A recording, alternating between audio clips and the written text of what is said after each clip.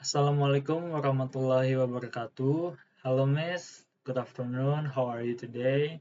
My name is Fallah Ramadhan and I'm from Major Informasi System at Bina Sarana Informatik Kramat. Today I want to make a two video, what you have give to us, and the first one I want to a video about smoking in the campus area. So let's start it. So, among the several topics provided, I choose smoking. Why? That's because I think this is an interesting topic to discuss, especially if I'm expressing my personal opinion. In my opinion, as a non-smoker, I don't smoke, but people who smoke on campus like empathy. Why? Because if they continue to smoke on campus and campus area, they are not considering the welfare of those around them. And they also violating one of the campus rules. After investigating, I found out that is a law prohibiting smoking in learning areas, or HCR, and campus are also included in these rules. Violators can face criminal penalty or even fines of up to tens of millions of rupiah. If this is still violated, what about other campus rules or regulations? It's a highly likely they will violate them as well. And my opinion again, if someone actually smokes on campus, they should be given strict sanctions. Okay? A strict sanction, a dropout or anything. If they are only given a light sanction, they will do it again. I promise, I know it because in my high school, there's many friends around my life is smoke. I know they will do it again when you give a like sanction. Mm.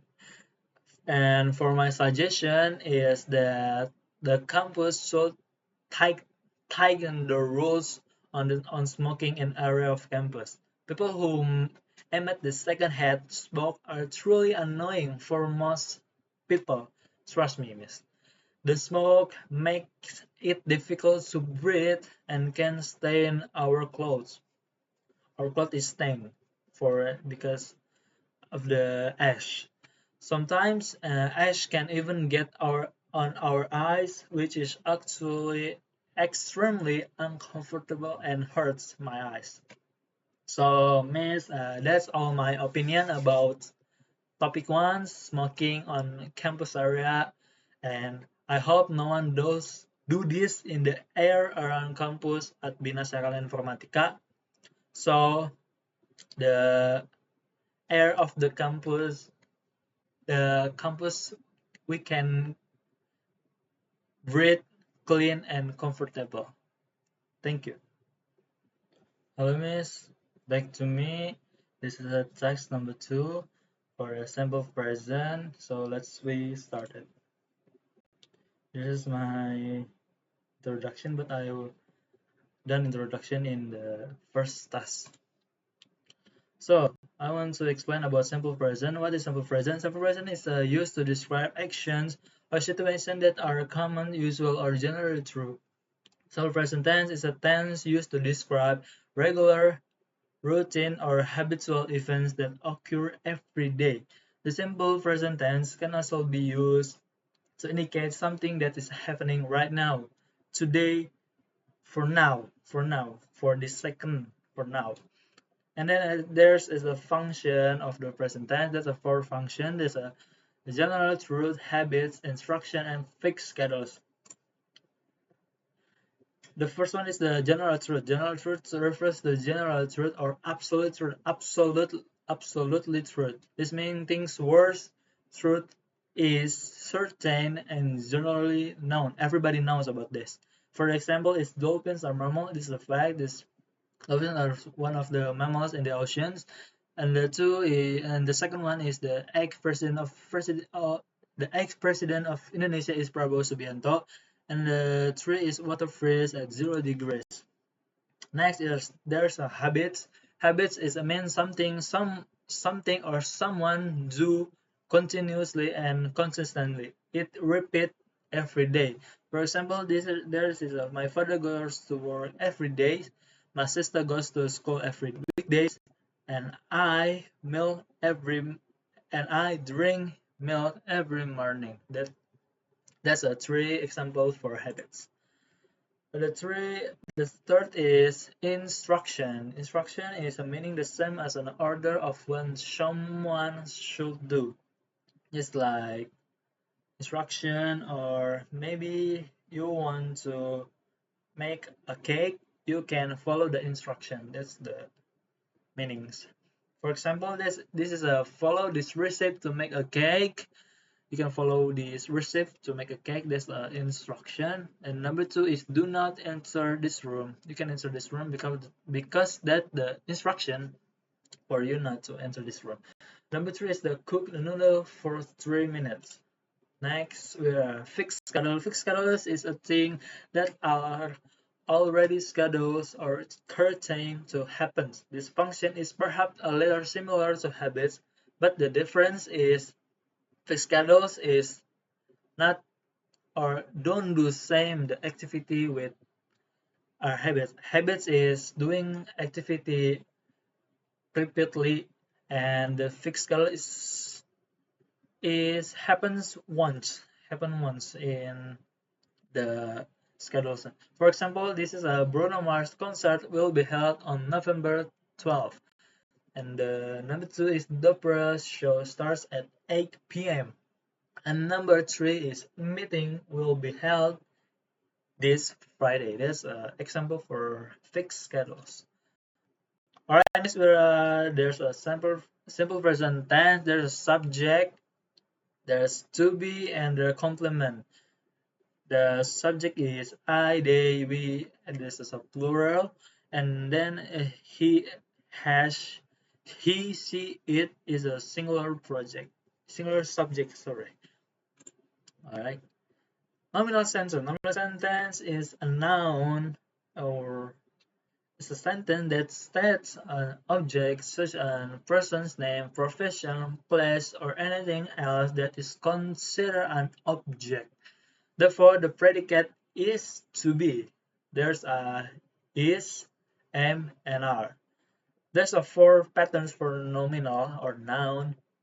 The first one is the positive, negative, interrogative, and for interrogative form with WH question. Next. Number one is positive form. Positive form refers to sentences that have a positive form of value. The pattern of noun sentence is subject plus to be plus complement. Example is I am a teacher. I, there's a subject, am, there's to be, and the teacher is the complement, or maybe you can call it maybe a verb. And then is he is subject, he is and to be, and engineer is a complement. They are still same. They are placement same. All right. Next is negative form. Negative form is the opposite of positive form, where this sentence is used to express negation or denial. The pattern is subject plus to be plus not plus complement. The different form, the positive form is not. The different is this. The example is the key were not on the table. I am not lazy, and then they are not here yet. Right. Next is interrogative form. Interrogative form is you use this formula for you when you ask a question. The pattern for noun sentence is to be plus subject plus complement plus question mark. Example is he a teacher plus question mark, am I right plus question mark, and are you waiting for someone plus question mark. Alright, next.